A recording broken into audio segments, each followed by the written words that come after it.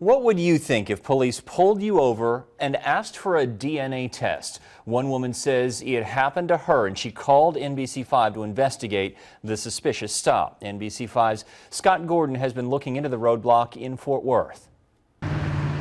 Kim Cope was on her lunch break Friday driving north on Beach when she came across two police cars with lights flashing. Yeah, they were about right in here. She says the uniformed officers directed her into this parking lot. I gestured to the guy in front that I just wanted to go straight, but he wouldn't let me and forced me into a parking spot. Once parked, she says she couldn't believe what she was asked next. They were asking for cheek swabs. They would pay you $10 cash for that.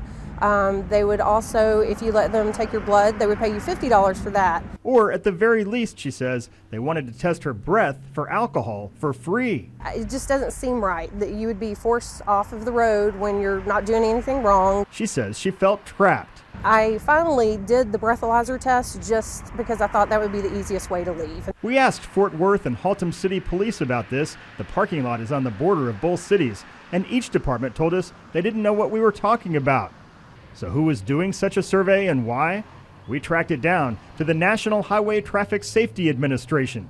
The federal agency confirms they're doing this in 30 cities across the country, part of an $8 million survey over 3 years to find out exactly how many drivers are drunk or on drugs.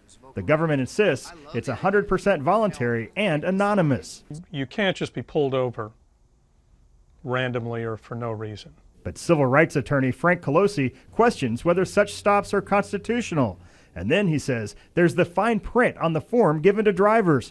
It informs them their breath was tested when they first stopped by, quote, passive alcohol sensor readings before the consent process has been completed. They're essentially lying to you when they say, hey, this is completely voluntary, because they're testing you at that moment. I don't know, it just doesn't seem right. It just doesn't seem right that they should be able to do any of it. I mean, if it's voluntary, it's voluntary. And again, none of it felt voluntary at all.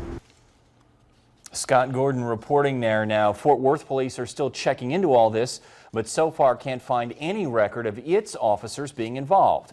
We should make it clear the people actually doing the survey were government contractors. The Federal Traffic Safety Administration did not respond to our specific questions.